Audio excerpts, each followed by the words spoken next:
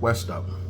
So Sunday I was supposed to preach on social justice issues, like what the church or what we as believers should do as it pertains to these issues that are socially relevant towards a specific set of our people, as it pertains to things like prison reform, or as it pertains to police brutality, or as it pertains to educational disparities, or as it pertains to equity, or there are so many different things that go under the umbrella of social justice that we can we can deal with.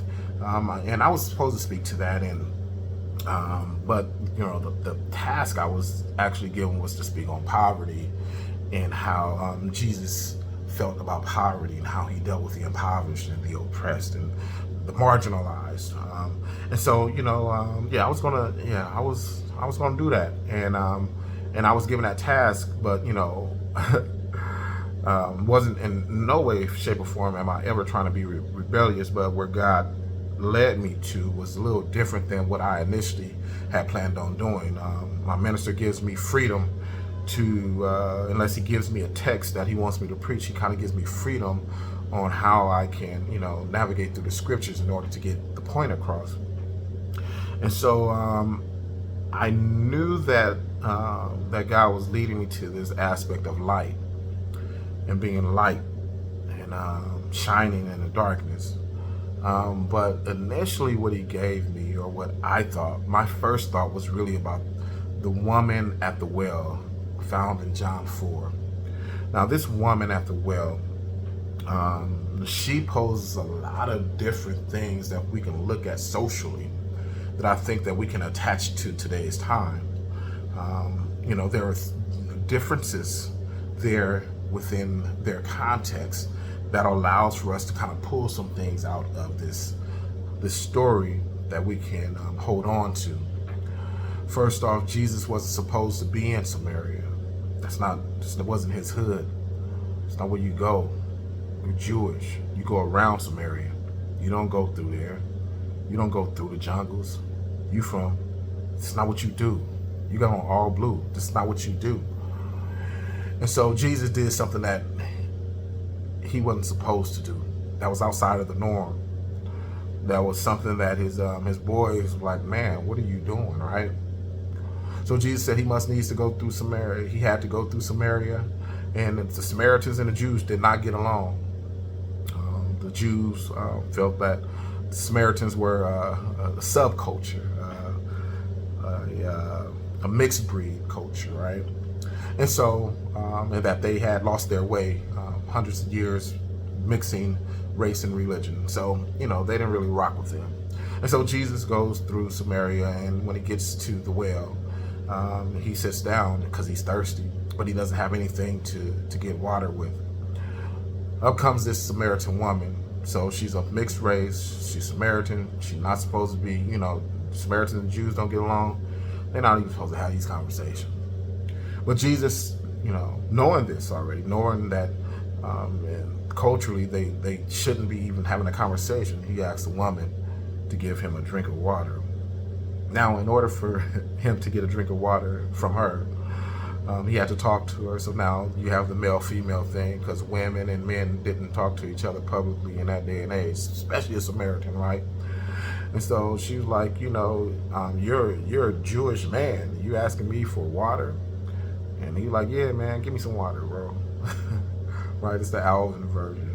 So she gives him some water, but what you have to understand is that in her giving him water, now he has to put his lips on this cup or whatever it is that she used to draw water, his Jewish lips on this item that she probably had put her lips on before.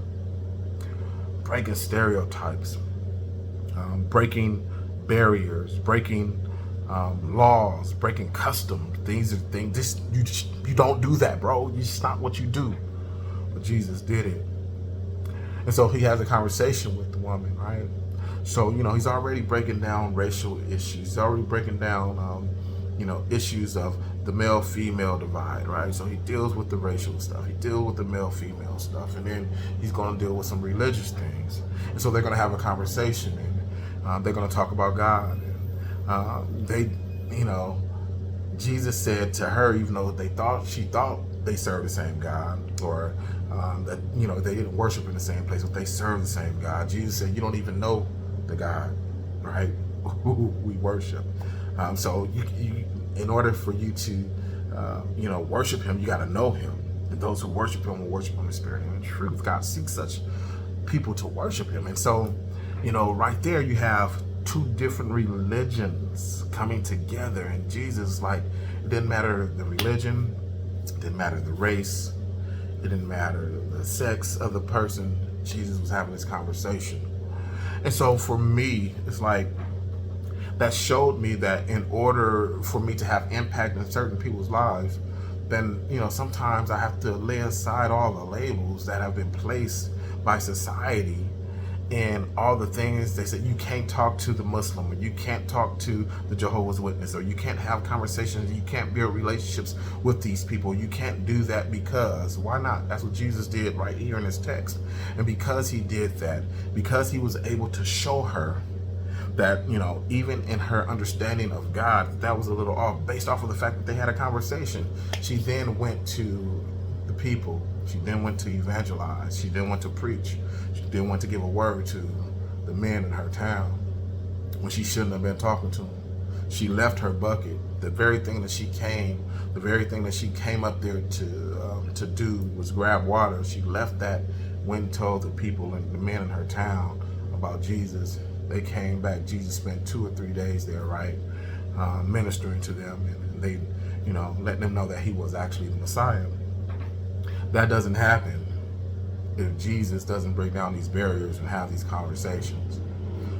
Takes me to my sermon. So my sermon was about light, about being the light. Right now, I believe our nation is in, y'all can say what you want. I know probably, some of y'all prospering and y'all thriving and y'all doing well. But as a nation, I just see that we're in a very dark space. We're in a dark place. There's a lot of labels and tension, and Republicans, Democrats, Black Christians, white Christians, Muslims, Jewish people. There's just a lot of just ooh-wees going on, right? So as believers, though, as people of God, right, we're supposed to rock different. And what I've been noticing is that, including myself, is that I've gotten caught up in a lot of conversations that have nothing to do with love, nothing to do with grace, nothing to do with mercy, nothing to do with forgiveness, not trying to understand the other person's side, just wanting to be heard. And when that happens, that's a breakdown in communication. You can't communicate when you're not listening. And so what God did in Genesis 1 is God, when he decided to activate his light in the world, he first assessed the situation. Look at Genesis 1 and 2.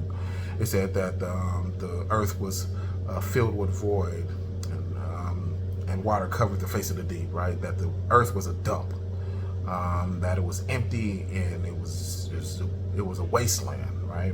When you look up the word in the Hebrew, the earth was a waste. It was a dump. It looked bad, it smelled bad, it was bad. So the Spirit of God hovered over the water.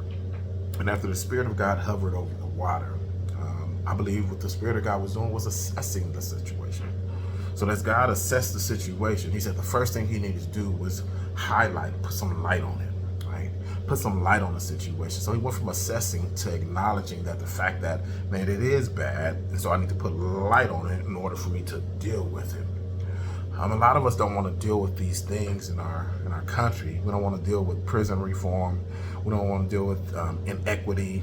We don't want to deal with a poor educational system. We don't want to deal with poverty. We don't want to deal with these things because we haven't assessed them. We just kind of allow people to tell us why it is the way that it is. But if you start to assess these things and then acknowledge that these things are real, and then the next thing God did was got active, right? Then you can get active. then you can just stop being a proponent of Fox News and CNN and just saying whatever they're spewing out to you. Once you do that, you can think for yourself and say, man, it is bad. Oh, and this is the reason why, because I've assessed the situation and I've thoroughly checked it out. And now I can acknowledge the fact that there is a problem. And now what can I do? How can I get active in making change? All right. And so, so those two sermons really in one. It's a synopsis of the one I was supposed to do and a synopsis of the one that I actually did. The goal for both of them was for us as believers to stop having fruitless conversations, to remember that we wrestle not against flesh and blood, but against principalities and powers and rulers and evil in high places, that we need to be fully armored up with the armor of God, to remind us that though we walk in the flesh, we do not war according to the flesh, but the weapons of our warfare are not carnal, but they are mighty in the pulling down of strongholds, all these different systems that are in place, all of this hate and stuff that's in place, and all of this rhetoric, all those strongholds, historical and financial, economic, educational, all that stuff, all those strongholds can be torn down with the weapons of our warfare. But when we're out there spewing rhetoric and having more conversations about things that I'm not saying that God don't care about, things that are not even secondary to what's going on with the kingdom and people's soul, then we forget and we get off target and we get off task. And our target and our task is to save souls. We're supposed to help save souls. We're supposed to help people, take people out of darkness and introduce them to the light. And we can't do that because we're too busy worried about who's going to be the next president. Too busy worried about our political ideologies and trying to line them up with what we believe God is saying and how we believe God feels about a certain issue. 2 or 3 issues as opposed to what God actually shows in scriptures. When you really look at Jesus, when you really take your time and look at Jesus Christ and how he operated in an oppressive system, that he was oppressed, that he was the minority, right? When you look at Jesus and how he navigated through and who he dealt with and who he hung out with, the way that he dealt with the system within the system was really, really powerful. 2,000 plus years later, we are still talking about Jesus Christ, and we are not talking about the system in which he was under at that time. That system no longer exists, but the kingdom of God stands firm, is here, and it's not going anywhere. So let's be kingdom people talking about kingdom things and stop getting caught up in all this other stuff, because now it's time to get to work. If you haven't been working already, it's time to get to work. Regardless as to who wins this election, it's time to get to work. We got to save souls, and we got to save these communities that we talk about need help. And I'm gonna close with this. You want a free Africa? I stare at you. We ain't got it too good in America. I can't mess with them overseas. My home